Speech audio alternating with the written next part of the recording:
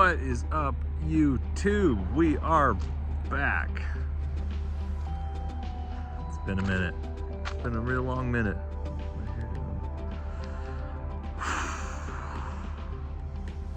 It's been good. What are we doing here tonight? I am taking a trailer to Salt Lake City for one of my other drivers. He's been pushing it pretty hard, ran out of hours, so I'm gonna swap this trailer for one of my dedicated routes, and we are going to pick up a double trailer that he's going to be taking to Butte, Montana, and then Bozeman, Montana.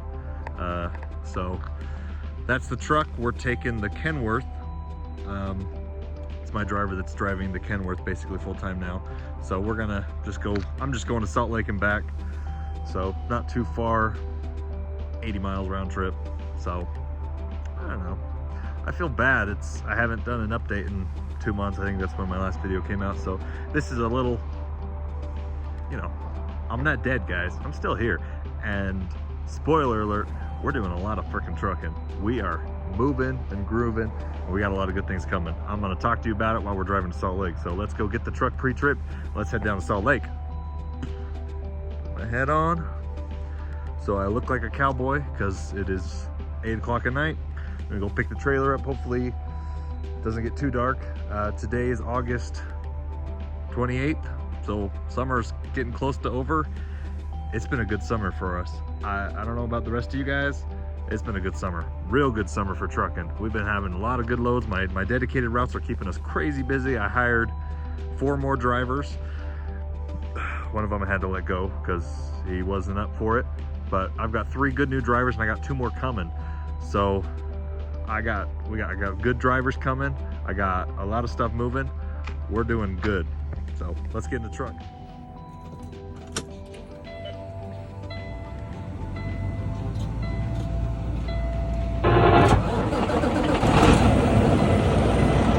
At the radio, turn the radio down. I'm gonna throw this away.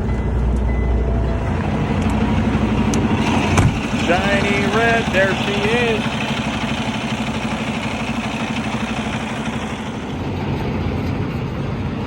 Thump, thump, thump, thump. Checking out these tires. I mean, the trailer's empty. So even if I had a low tire, nothing would probably happen. But I don't know. You gotta check your tires, especially if it's not your trailer, because sometimes these people fine you if you don't bring the trailers back in good condition. But that looks all good to me, so I think we're all right. Brakes are good. Let's go. All right, got my gate closed. Now I know you all have been dying, absolutely dying to know what I have been doing the last 2.5 months or this summer. Well, holy crap. There's dudes doing wheelies on their dirt bikes. Can't see over this truck. Come on, people. I gotta swing wide to get around this corner. So I know you guys have all been dying to know what I've been doing this summer, because obviously, why wouldn't you be? You know, I'm probably the coolest person that exists. Oh man, let me straighten this a little bit. Oh, I gotta shift.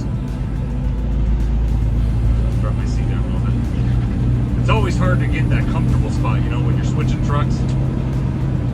You're like, oh, do I want to mess up my driver's, you know, seat? But then you're like, well, I'm going to be in this truck for 80 miles. I want it to be comfortable. So, yeah, so I'm going to Salt Lake. I'm going to drop this trailer off and pick up a loaded double set at the same place. It's one of my dedicated customers. We've been running tons of loads for them. They do LTL, so we do a lot of double runs. So a lot of times they do last minute, late night. I've done a couple videos on loads I've done for them before, but they've drastically increased, and they've been crazy busy. So yeah, so that's been a good thing. We've been doing my other dedicated lanes. Have been keeping me busy. Yeah, it's been a good summer for us personally as a company. I know a lot of other YouTube truckers have been talking about they think that the market's bad, which, you know, again, the market in trucking is a very broad, very stretched out economy, and you know, the driver next to you could be having the worst time ever, and then the guy on the other side of you, he could be having the best time ever. You never know, you know. Let me turn my light on. Does that help? No, not really. You never know who's in what market, so I try to be sensitive, and you know, I know a lot of guys that are running on the spot board, they're not having the best time, and I you know, I understand that, and I want to be sensitive to that, but we have had a crazy good summer. I mean, like, we're running, and yeah, it's been good. It's been really, really good, because it's been hard for so long to finally have something that's consistent, you know. Well, it's always been consistent. It's been, sorry, I'm going over train tracks. It's always been consistent. We're getting on the freeway now. It's always been consistent, but like, it's off and on. So like, all of my dedicated lanes that we have, you know, they're not like volume requirement lanes. So the best dedicated lanes you can have are ones where you have like a minimum, like you have these loads and you have minimum 4 loads a week or whatever it is, 3 loads, 2 loads, maybe a 1 really long load every week, but it's a guarantee you get this much volume. My lanes aren't like that. They're like, if we have the loads, they're yours. If you don't want them, we'll give it to somebody else. But there are loads there, but it's not consistent. Some weeks you don't get any, some weeks you only get a few. Some weeks, I'm gonna throw so many at you that you're gonna be begging somebody to borrow their truck, you know? That's kind of how my dedicated lanes are. And so, you know, it goes through cycles. One week it can be really bad. The next week I'm like, oh, shoot, where'd all the trucks go? I need trucks, you know? So, anyways, if you clicked on this video, you know, gosh dang, it's so freaking dark in here. I don't, how do I make it brighter? If I turn on the sleeper, that doesn't work very good. If you clicked on the video, then you know the title of this video is I bought a truck and then I bought another truck. So, funny story. We bought it's a used truck, but it's a 2022 Ultra Loft Condo Peterbilt sleeper, white colored. It's spec just like I want it. It's a Cummins engine, but it's the turned down X15, so it's 400 horsepower with an automatic 12-speed transmission. Ooh, there we go. It's a little bit brighter. I've turned around, so I'm going south now. It's got the transmission that I want. It's got the lower horsepower, which is better for fuel economy, and yeah. But on the same day, I won a truck on the auction. And for all the people that are about to say, oh, don't buy new trucks suck. Well, I bought a glider truck. I bought a Coronado. I got it. I finally got my truck, guys. It's a 2014. Ugh. It's got a lot more miles than I would like. However, it's spec'd how I want it. It's got the 13-speed transmission. It's got the 12.7 Detroit engine. It is a mid-roof. So, it is a mid-roof. So, I did want the Ultra Loft Condo with the double bunk. It is just a single bunk, but it looks like it's in pretty good condition. And when I tell you the price I paid for it, whoa, you're gonna be thinking I'm the man or something. Does this light turn on? I turned this light on without turning all my other lights on.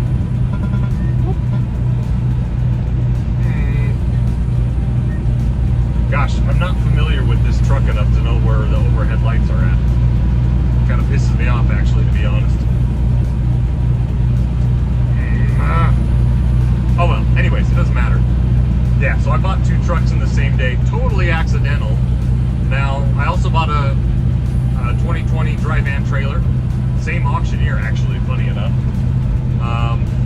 And this particular auctioneer, I'm going to talk about a little bit more. I'm going to do another video where I fly out and drive the truck Wayne, Indiana. And this particular auctioneer, the name is Indiana Auction Group, Heavy Duty Indiana Auction Group. And they've now done this to me twice, believe it or not. If you are bidding on the Indiana Auction Group, be very careful. If you're the highest bidder and it doesn't meet the reserve,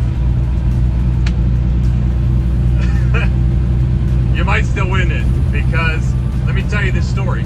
I was bidding on this truck, or with this trailer, this 2020 trailer, and I think they set the reserve price for like $15,000, and I bid about 12. Well, it bids up, nobody bids above me. My max bid is 12, so it doesn't sell. And if you're familiar with the auctions, what they'll do is, if you don't meet the reserve, which if you don't know what a reserve is, basically the reserve is, if you're a seller, you can say, I will sell the truck, because it's an auction, you don't know what the price is going to be. I will sell the truck if it gets above this price. So this is my reserve. If it doesn't meet this price, no sale. And if it doesn't sell, depending on the auctioneer, sometimes you have fees, so the seller will still pay fees even if they don't sell a truck. That's just, that's how the auctioneer makes their money. Either they make it from a percentage of the profit when they sell the truck, or they have a fee for the seller. So anyways, I'm bidding. I bid 12,000. It gets up to 12,000. Nobody else bids against me. And then it goes going once, going twice, going 3 times, gone. No sell. Well, the next morning, I was like, oh shoot, I didn't win it, whatever. And I did the same thing on a couple other trailers. I bid on several of these dry van trailers. They were pretty good condition, 2020s. So 4-year-old dry van trailers. I was bidding on them, and the next morning I get an invoice. Please pay $14,000, so my max bid was $12,000. And then they have their fees tacked on. So $14,000 to Indiana Auction Group. And I'm like, what is this for? And I call them, and sure enough, they're like, well, the seller accepted your offer, which is just your highest bid. Okay, whatever. I want the trailer, sure. I need the trailer, sure. And so we got the trailer, we got it back to the yard. It needs some tires, so I'm gonna put some tires on it, put some mud flaps. It didn't have any mud flaps on it, so fix it up. I don't know if I want to put my stickers or logos on it yet. I'm still trying to decide. That's about $3,000 to put my big RE sticker on it. I don't know. Maybe I'll do it. Maybe I won't. We'll see. Might want it to look different than my other 7 trailers. But later on, I'm doing the same thing. I'm bidding on these trucks. And I've been talking about on the channel for a while now. I want a glider truck so bad. I want a cool truck for me. That's my truck. Nobody else drives it unless it's like an emergency. And so I'm bidding on all these trucks. And I don't know. There was this red Coronado glider, 2014, but the auctioneer didn't really have any information listed on it. So I just, they didn't. The way that this particular auctioneer does, they drive the trucks through the shop to show that it's running. Like the truck is running, it's a good truck. Hold on 2 seconds. Sorry, I had one of my drivers calling me, so I got the light back on. Anyways, I think this light's all right. It's not too dark yet, so I'll turn it off in a sec. Anyways, this particular auctioneer, they drive their trucks on the stage to prove that the truck is running. It's an auction, so you really aren't guaranteed anything. There's no warranty. That's just how auctions are. High risk, high reward, low risk. It's not low risk. So, and I knew that going into it. So you really have to be careful if you're bidding on a truck. A lot of times they'll try and make you feel confident if they're driving the truck during the auction, or if they say recent overhaul, here's the paperwork, things like that would make you feel like, oh, this truck is more worth it, I guess. I don't know. So there was nothing listed other than 12.7 Detroit 2014 glider truck, and it looks really good from the pictures. They took a lot of pictures, which really does help, and they drove the truck on the stage, but there was no information about it. It does have 1.2 million miles on it, which for a truck like that with the old style no emissions, that's pretty common. I'm sure it's had an overhaul at some point in its life, but maybe not recently. So, you know, I bid $16,000. You know, at that price, if I get the truck, it's the truck that I want, kind of. And at that price, I would be okay going into it needing an overhaul and a transmission rebuild. So I just, you know, knowing ahead of time, that's what I'm gonna bid. Now I bid on it, it goes up, it goes up, it goes up, gets to my max bid, which the auctioneers know what your max bid is. So they're gonna, even if nobody else is bidding, lots of times they'll bid you up to your max bid, which is kind of like insider trading, but you know, it's legal. So they bid me up to my max bid, nobody else bid on it, and so it said, sale canceled, pending transaction or whatever. The auction goes on, I'm like, okay, whatever.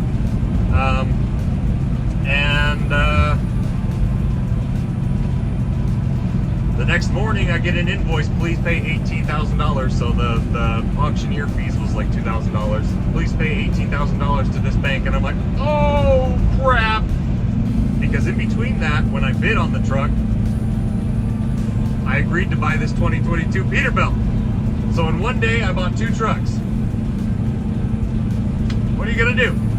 Which it's actually a good thing, because they're both trucks that I wanted. I wanted a newer Peterbilt and I wanted a glider truck. So they're both trucks I wanted. But to do it in the same day, whoa, that's whoa. So anyways, I don't have either of the trucks yet. The ones in Salt Lake and Peterbilt, they're just cleaning it up for us. And the glider truck is it's all the way out in Indiana. So I already paid for it, and there's a shop that's across the street. Now, I'm just gonna have to trust what they say, but I'm gonna pay them to do a full service DOT inspection, grease and adjust all the brakes, and do a good look over for me, and they're gonna pressure test the cooling system. So they'll give me a good idea of what condition the truck is in. I mean, it runs enough to drive across the stage, so I can see that, but does it run good enough to get me 2,000 miles home? And I would like to pull a load with it to get myself home, pay for the fuel to get home. So is it good enough to pull a load home? That's what we're gonna find out. So I'm gonna make a couple videos coming up. I'm sorry I haven't been active the last little bit. We've just been crazy. I've been driving a lot, booking loads, fixing trucks, moving trucks. Yeah, it's been a good summer. It's been a really good summer, and we are really blessed to have all the work we've been doing. So I'm as a dispatcher and owner-operator and a fleet manager, I am very blessed to have good drivers. Some of them are a little bit annoying, but I know they're safe. I know they're taking care of my equipment, and they're getting paid. I'm getting paid. So we're good. Things are going smooth, and we got a lot of videos coming. So stay tuned. We're getting pretty close to my drop off in Salt Lake, so I'll go swap these trailers out. Stay with me. All right. I usually try and wait. Well,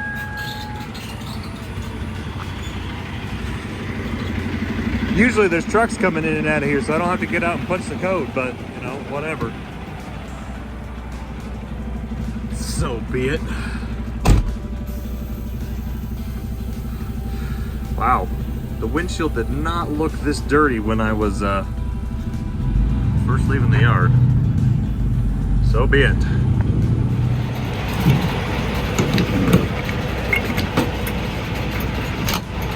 Oh, that's always hard.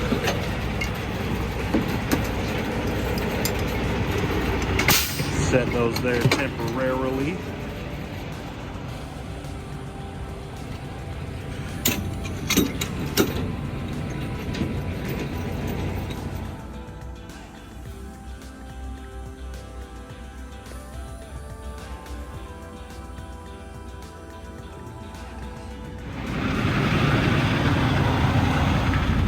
right, so I'm looking for trailers 158 and 28842. There's my pup trailer 158. Where is my lead trailer? I need to go find that one out. I don't know where it is. So turns out 158, that's actually the lead trailer. So I'm taking a short double set, 228 foots. So it's not a long double set like I typically do. Typically we do 48 foot lead or 45 foot lead and 28 foot lead. I'm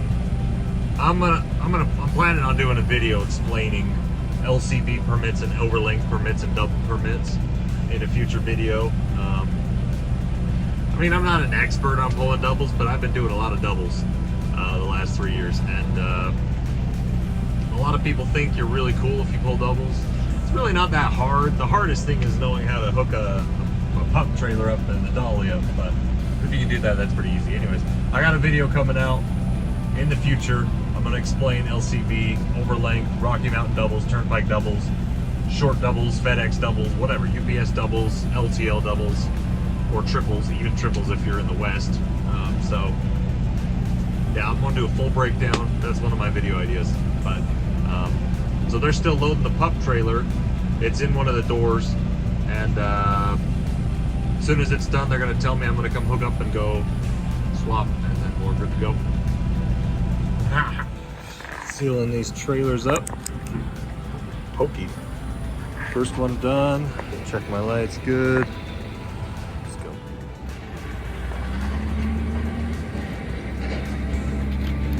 Oh, this is a lot harder to do one-handed than I thought it was going to be. Woo! Maybe. Oh yeah. Oh yeah, I got it one-handed. No worries. Both trailers are hooked up and sealed. We are good to go, buddy.